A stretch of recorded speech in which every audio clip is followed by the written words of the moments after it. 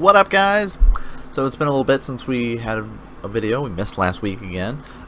Real life is just all-consuming. You know how it goes, really. But we had a Modern tournament over the weekend. SCG hosted an event. So there was Modern for the main event, and then of course you have the Classic that takes place on Sunday. So double Modern action, full of deck lists for you guys to be able to enjoy. And kind of going into the tournament, a lot of people were like, all right, Scape Shift's still really good, you know, Death Shadow's still really good, how are we going to deal with it? But if you were paying attention, some control decks were doing quite well at the event. So of course the boss was rocking out his 8-rack stuff, which we've already shown all of these decks that I talked about for Modern meta breakdown, so you guys can check the playlist if you missed any of these decks and want a little bit more in-depth discussion of those particular decks. Now this is one of the lists that did do quite well at the event. You know, made top 8. I think it was like 7th place for the tournament. But it's a fun deck that's out there. We've seen kind of more of a rise of these sort of Death and Taxes style lists to kind of help combat the rise up of the Scape Shift. Like the Scape Shift style decks have been doing really well, but all of the Scape Shift benefits from being able to search their library, right? Scape Shift, Primeval Titan, finding lands, that sort of stuff. So if you are playing your Taxes style and can delay their searching effects, it does help out a lot. So the Eldrazi version of this white-black Death and Taxes list, which is the one we're going to be talking about, we've got 2 different versions to discuss tonight. Is solid with the Taxes version. It's still like what you'd expect to see, and we'll talk about the 2 key pieces that make it a Taxes style. And then you've got kind of, we talk about the Death style of things and how you can kill things and whatever, but the Eldrazi are very powerful.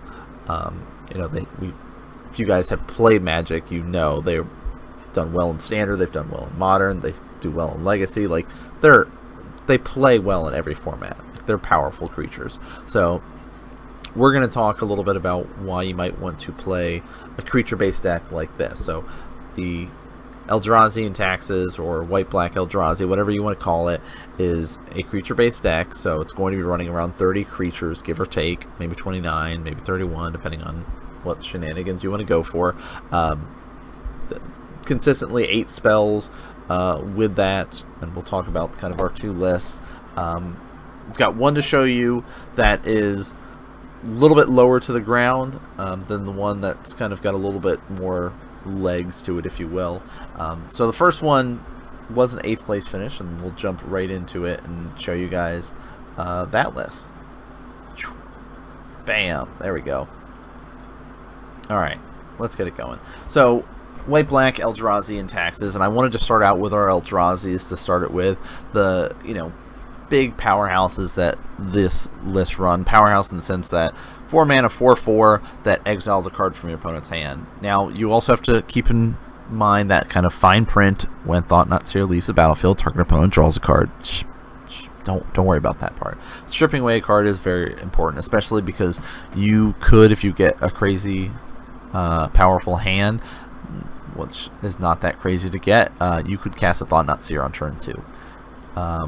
Which is one of the big draws to playing Eldrazi and Taxes, and that kind of goes into the land bases, which we'll talk about.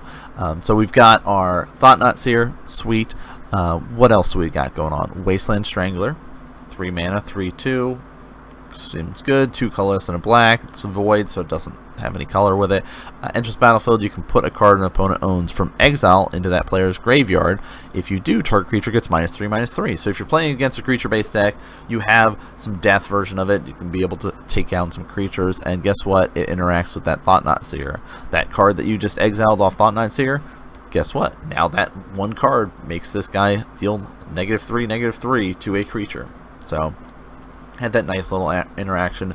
Wasteland Strangler also goes along with another exile effect in the deck, but we'll get to that after we talk about our other Eldrazi that is running around. That's our Eldrazi Displacer, which is such a powerful creature. Like, You guys might be familiar with the Displacer if you've seen the Bant Eldrazi, which we have talked about on the channel. So, having that flicker effect, right? Costs 3 mana, 2 colorless, and a white for a 3/3, and you pay 3, and then you do need to pay a colorless with it, so 2 of any color and a colorless mana, waste mana, whatever you want to call it. Exile another target creature, then return it to the battlefield tapped under its owner's control. So you can do that for your opponent's creatures, you can do it during your creatures, whatever. So if it's like, okay, move to combat, alright, I will flicker your creature, so he now is tapped and you can't attack with that guy. That's a nice little interaction. You can also say, you know what, I'm going to flicker using Eldrazi Displacer my Thought-Knot Seer. Yeah, he comes in tapped, but guess what, I get to strip another card from you. Seems pretty good. So we do have that interaction. You can also protect some of your creatures in regards to that. So there are 2 flicker effects that the deck does run. So let's talk about our other set of creatures here. Let's talk a little bit about our taxes. Okay, we've got 2 main creatures that fit that taxes criteria. A tax that you have to pay in order to do something, cast a spell, search your library, whatever it might be. So our 2 ones at Leonin Arbiter here, 1 and a white for a 2/2 cat cleric. Players can't search a library unless they pay 2. Then they can ignore that effect.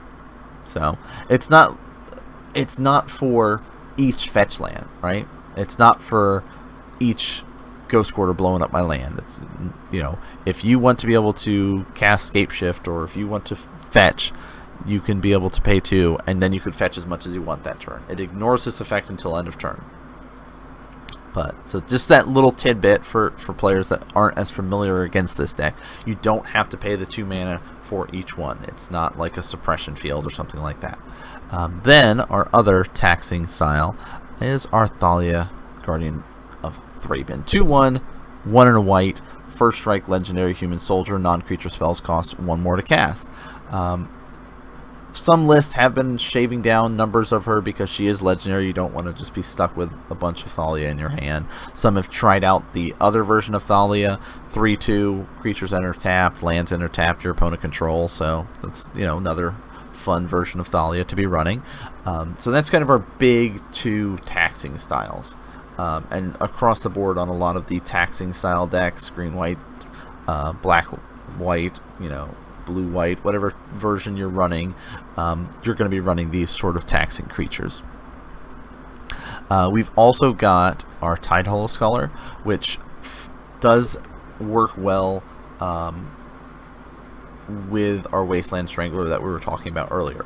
So it costs a white and a black for a 2/2 artifact zombie that when it enters the battlefield, target opponent reveals their hand, you get to choose a non-land card from it and exile it. But when Tidehollow Sculler leaves the battlefield, so whether he gets flickered, whether he gets destroyed, that card gets back to their hand. So oftentimes you'll see players take like a removal spell or something to kind of keep it alive for a little bit longer. It is an artifact, so you can kill it off with some artifact hate if you want to go that route. Not as relevant as getting those board wipes and stuff like that from your board. So we've got that nice interaction. The other cool addition that we're seeing is Dark Confidant being added in here, because you'll see players like dump their hand sort of thing and be like, alright, cool, here's my creatures, boom, boom, boom, and then they are able to kill them off or something, and then you're kind of stuck in this like, well, I really wish I could draw some more cards than just one a turn. Dark Confidant helps you out with this, and knowing that you only have a 4 cost as the kind of biggest costed converted mana cost, if you will, you aren't going to be taking too much damage. Usually you're sitting around 2-3 costs overall, so that is nice to kind of know about there. So oops, let's keep that guy up. So we're talking about our flicker effects, right? Let's show up our 2 flickers. Bam! Displacer and Flicker Wisp. So Displacer is an activated ability, so you can interact with that with like Pithing Needle or things along those lines. The Flicker Wisp, though, 3/1, elemental with flying, so got some invasion going on in case things get gummed up on the board and you can't get in for too much damage.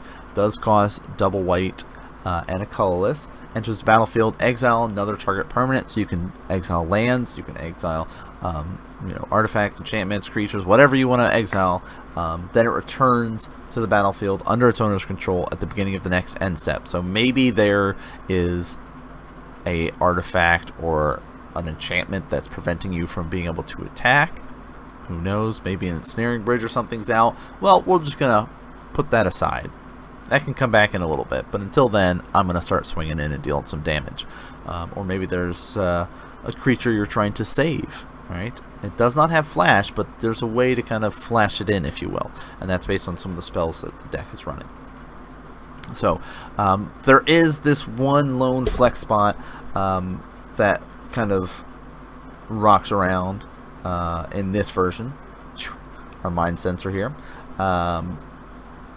It's a pretty sweet card, if you will. Works pretty well with seeing a lot of these fetch and searching effects. So even mind sensor just kind of slides a little bit more into our taxes, right?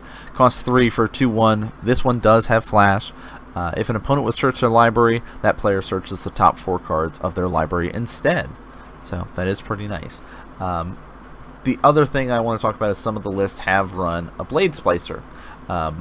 Because, you know, Death and Taxes, we're low to the ground, want to have a lot of creatures out. 30 creatures is kind of what we're going for. So a nice little flex spot. You can play Blade Splicer because works really well with your Flicker Wisp, works really well with your Eldrazi Displacer there. When Blade Splicer enters the battlefield, you make a 3/3 colorless golem artifact creature token, and of course your golems have first strike.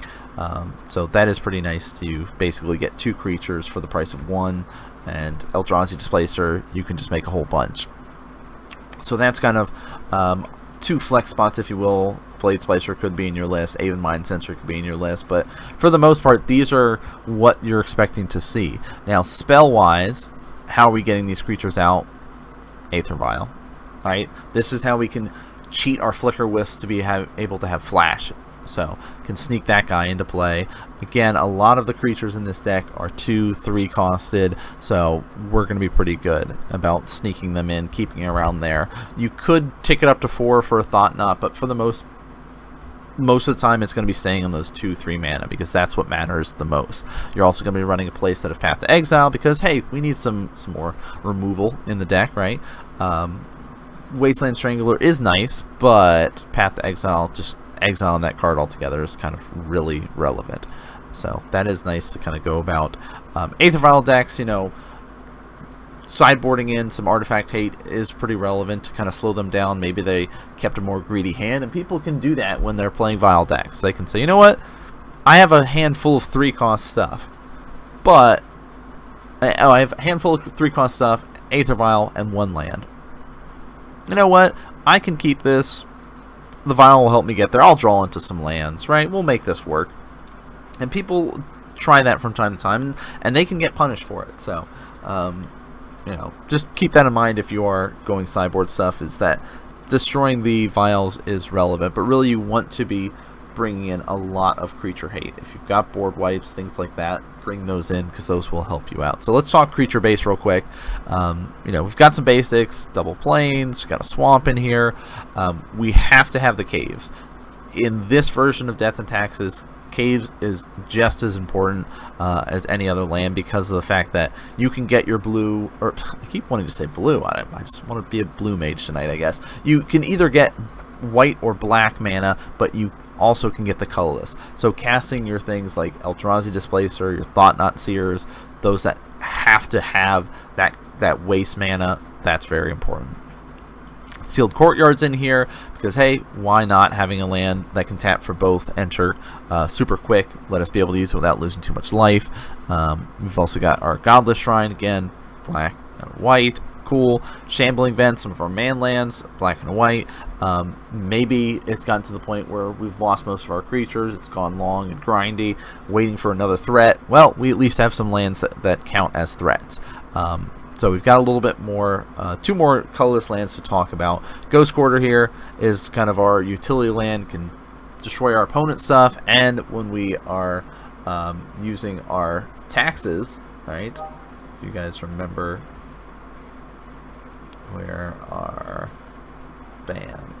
Arbiter. So, bam, here's our taxes stuff. So if we're using our Leonin Arbiter and we blow up one of your lands, you might not be able to search. You might not be able to find that replacement land. And then our other speed land, our Temple.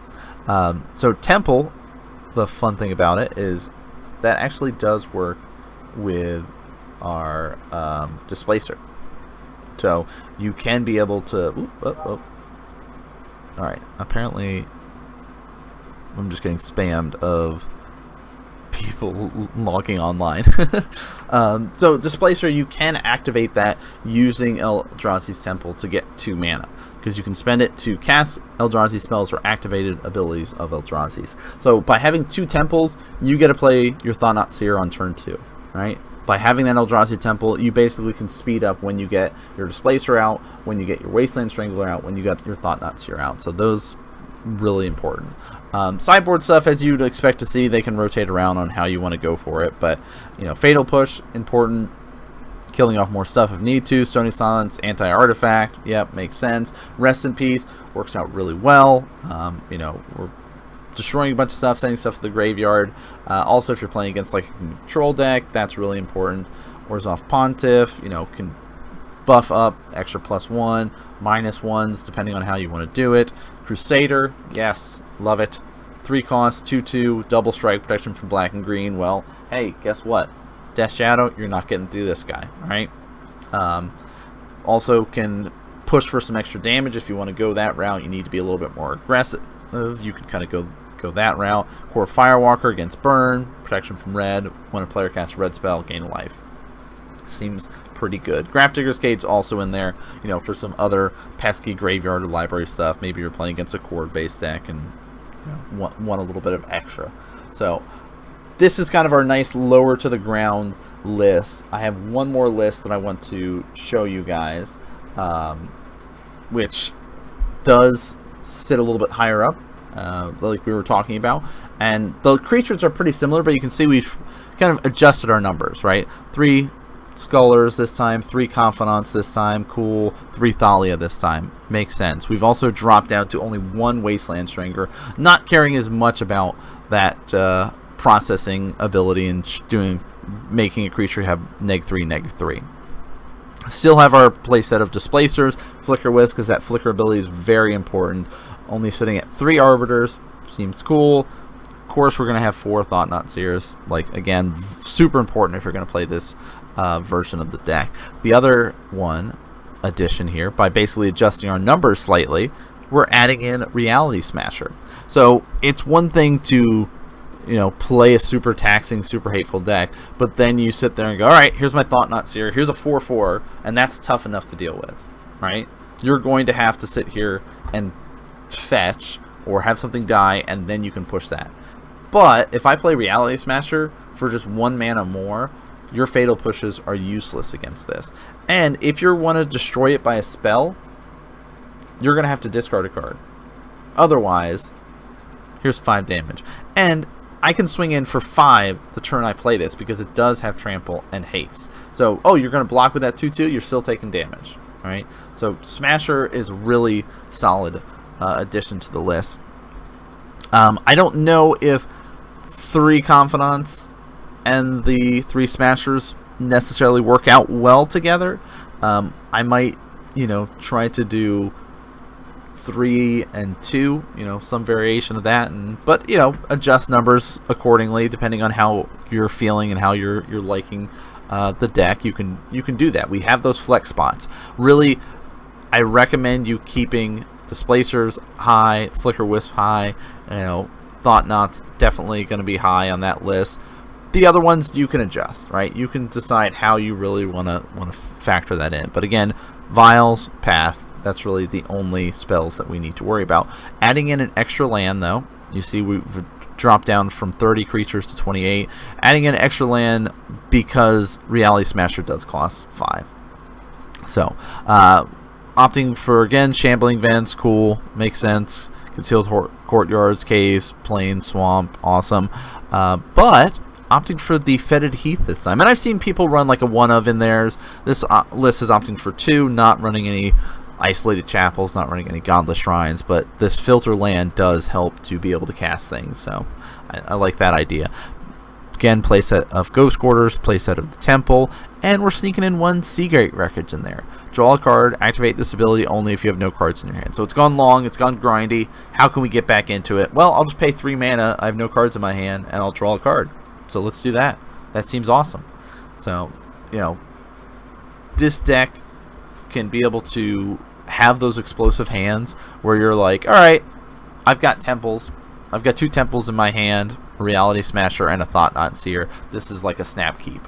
Alright. Eldrazi Temple. And even if I don't have a Vial this turn and I can't cast anything turn 1, I can pass. Turn 2, Temple, Thought Knot Seer. Turn 3, by then, hopefully I get another land to cast the Reality Smasher, and then I'm swinging in 9 on turn 3. Like, and that will happen with this deck. By adding in the Reality Smasher, you allow yourself with those explosive plays and allow the chance to be able to end the game super quick. You know, it does have that power. Or you can go long in grindy games and rely on like the Seagate Wreckage and really just kind of play that Displacer style, and we'll flicker and we'll just gain some advantage off Dark Confidant, and we can play either way. And that's what's really good about this deck, is the ability to do both things, as well as being super hateful to your opponent, right? You're stealing cards from their hand with Tide Hauler, you're stealing cards from their hands with Thought Knot. You can be able to kill off creatures, you got Path to Exile, you got Wasteland Stranglers, and you can tax them, right? Thalia, all of the non-creature spells cost 1 more. Now that does count for yours, so Vial, Path, if you're going to do that after Thalia's out, they do cost 1 extra. Not really that relevant. You also got your Leonin Arbiter, so messing with search effects. So I love that style of play, that you can kind of do this. And I have the deck online. I've enjoyed playing it online. And there's some people at the shop that do play the deck as well. So sideboard, again, we were talking about. This is a lot of one-ofs, a little bit different than the last list, but Core Firewalker is great. You know, there's Burn out there. There's some red decks. Throwing him in here, gaining some life. Being able to have a threat is also pretty relevant. Crusader, yes, let's keep him in there. Double Strike, Protection Black and Green. I love the Crusader. I think it's a great card to have in these sort of Death and Taxes style lists. So, Orzhov Pontiff, we saw it last time. There is the 4th Reality Smasher. So, hey, we need to kind of go a little bit more aggressive. We need to be kind of a little bit bigger. Let's throw him in there. Extra Wasteland Strangler, if we need to kind of go that route, a little bit more removal, we can go that route.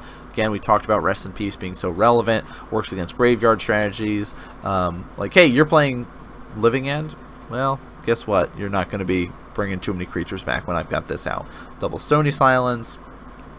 Blessed Alliance, I love this card. This was like an all-star for me when I was playing on Tuesday. I was playing a control deck that had it and was just like loving the versatility of it. And you know, we've seen these escalate cards do well. Like Collected Brutality is huge right now. So Blessed Alliance, Collected Brutality, yes, A+.